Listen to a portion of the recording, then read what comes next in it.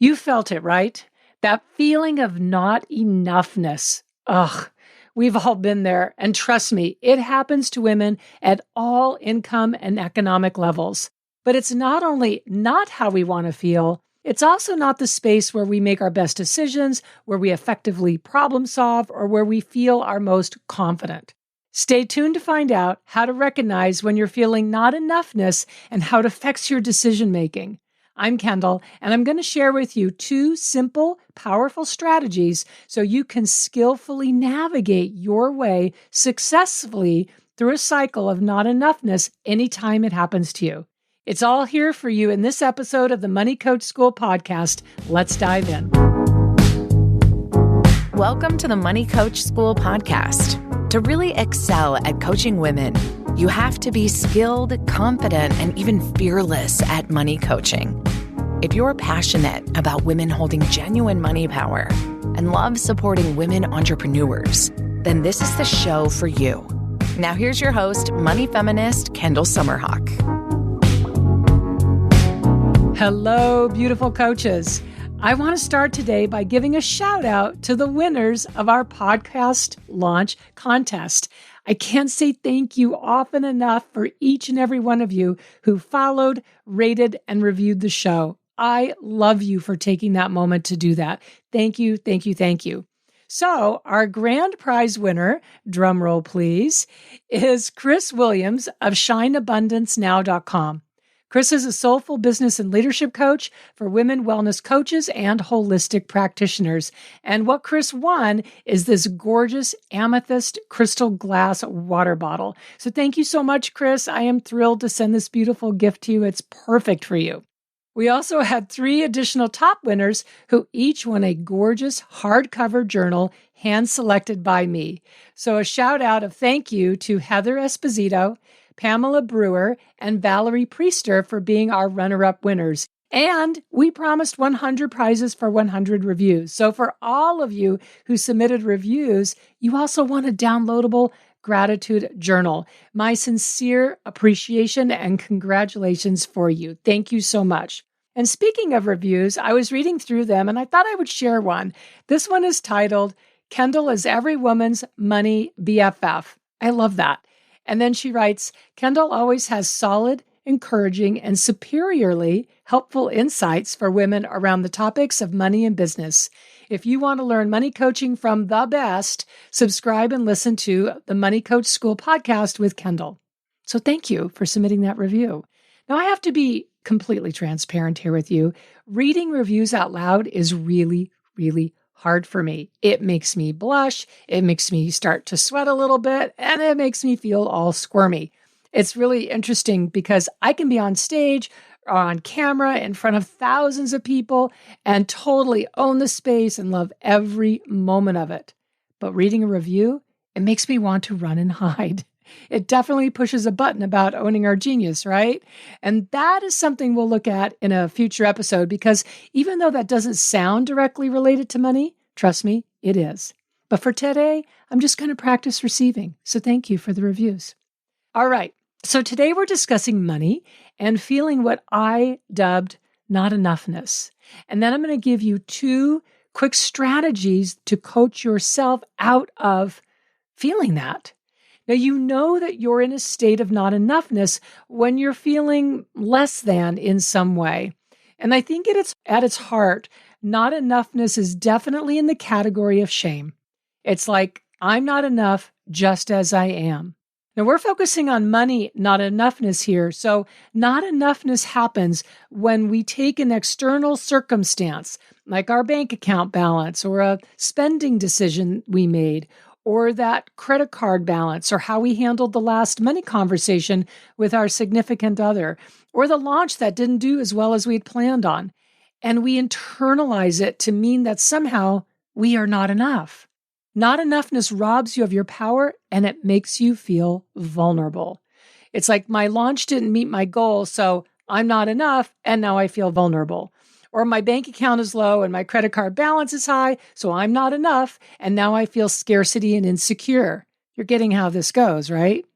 And the super sneaky thing about not enoughness is that it happens at all income levels. You can have a goal to have a six-figure launch, but it actually brings in 80,000, which is still amazing, right? And experience not-enoughness. You can have an energetic standard of always having a certain amount of money in your bank account and feel not-enoughness, even though the amount of money you do have would be considered incredible by someone else. Here's the key point. Not-enoughness doesn't go away with bigger numbers and more money. And that is because it's like a gateway to feeling shame. And if you don't know what to do about it, you can quickly get caught in a shame spiral. I don't want that happening for you. I want you to be able to recognize when you're in that vortex of not-enoughness and be able to skillfully navigate your way successfully through it. Because you are enough. And it isn't a number that makes that true. It just is a fact. You are enough. You can put your hand over your heart and, my beautiful soul, say it with me, you are enough. So let's talk about what you can do to navigate your way successfully through an experience of not-enoughness. First, you don't want to go into avoidance or pretend you're not feeling that way, but you also don't want to stay in that state for even 1 second longer. So the answer is having a few simple, quick strategies that you can use to coach yourself so you can coach your emotions at a minimum back to a neutral place, and even better, shift them back into feeling strong, confident, and resourceful. What I call being in your power. The point is to get back into your power so that you can make aligned, informed decisions, so that you see opportunities and choices that are there for you, but that aren't visible when not-enoughness has its grip on you. And here's why this is so important. Decisions made when you're in your power are always good decisions, no matter how they turn out. Maybe the results turn out differently than you expected, but I want you to think about it. When you make a decision from a place of being in your power, you feel good about the decision. You build on that decision. You don't regret that decision. You can look back and see how that decision led you on your path. Compare that to decisions made when you're in a cycle of not-enoughness. And these are typically never good decisions. These are decisions made from lack or scarcity or fear of missing out or trying to catch up. These are the decisions you look back on and say, what was I thinking? These are not decisions you build on. They are decisions you recover from. Trust me, we've all been there. I've been there. So here are 2 coaching strategies you can use to self-coach your way successfully through an experience of not-enoughness.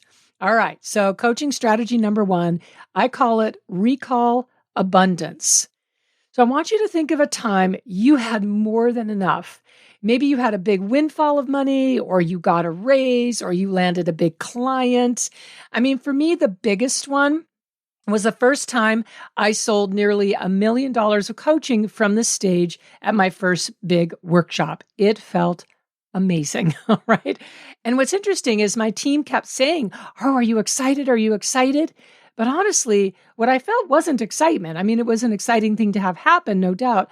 But what I felt was the deepest appreciation and gratitude for every single person in that room who had invested in themselves through the vehicle of my coaching program.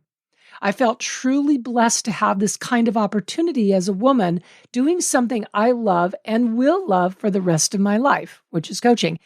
And I felt proud.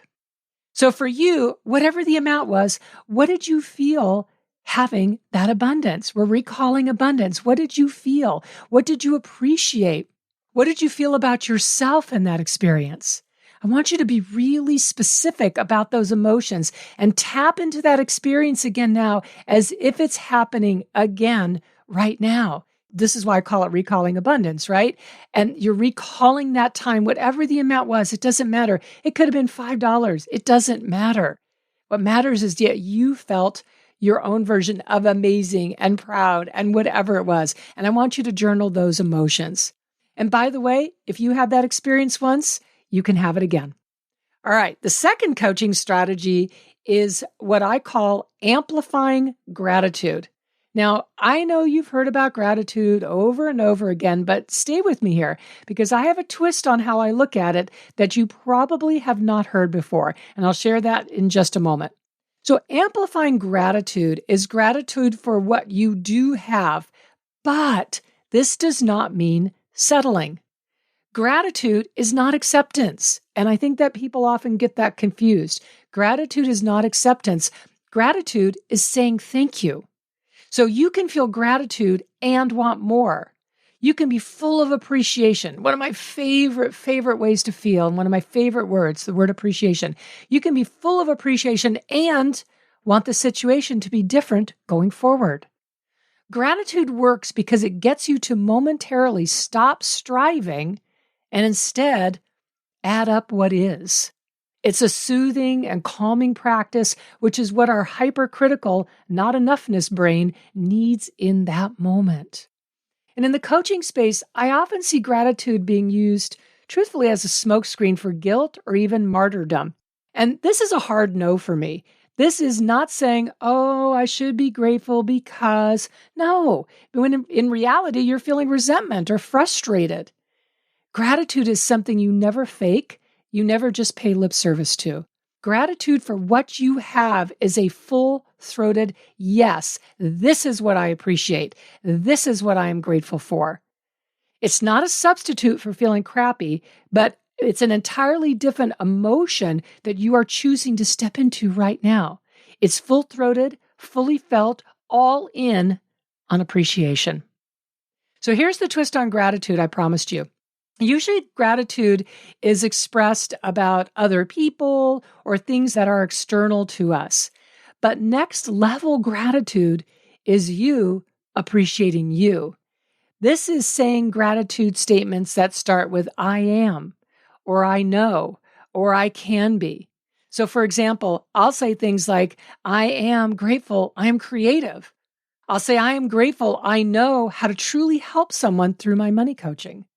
I am grateful I can be trying new things. It is impossible to be in a state of not-enoughness in the same moment of practicing gratitude for who you are. You just can't do it. It's one or the other. And the more you practice the gratitude for who you are, the less and less and less you're going to feel the state of not-enoughness. Isn't that a cool thing? Here's the thing. We make amazing decisions and we see incredible possibilities and opportunities for ourselves when we're feeling whole, aligned, and in our power. But if you're in a spiral of not-enoughness, you're just not going to see those opportunities, and decisions are going to feel hard, or you're indecisive, and that's what happens for me, and it feels like all there are closed doors, like every problem does not have a solution. And we may know in our brain that that isn't true, but it sure feels like it in the moment. So the point here isn't trying to avoid feeling that way. It's knowing how to self-coach your way through it using the strategies I just gave you, recalling abundance and amplifying gratitude. Because every problem has multiple solutions. Every number you're looking at that may feel like a low for you right now may have been a high for you at some point in the past. And you are not your numbers. And your numbers will absolutely change in the future.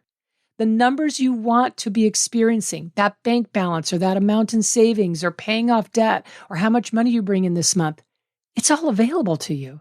Did you hear that? It's all available to you. Your job is to stay in your power. Your job is not to judge yourself when you get caught in feeling not enoughness. Your job is not to shame yourself for anything from the past. Your job is to get back to being in your power anytime you feel wobbly. That's it. And you can do this. And guess what? You can practice recalling abundance and amplifying gratitude anytime you want. Why wait? Why not practice it now, today? I think you'll be amazed at how you feel as a result. And that, my beautiful coach, is why I'm here, to show you the way. You've got this, and I've got you. Thank you for listening, and I can't wait to connect with you again next week in our next episode. Thank you so much for tuning into this week's episode of the Money Coach School podcast. If you enjoyed this podcast, make sure you follow so you never miss an episode. Also, I would so love and appreciate if you would leave a 5-star review. Your review supports women just like you and discovering all of the juicy tips and insights I'm sharing here on how to coach women on money. And if you want to learn how to excel at coaching women on money, definitely go to KendallSummerhawk.com and check out the wealth of money coach trainings that we have for you. Thanks so much for being part of this money coaching movement and for tuning into the show every week.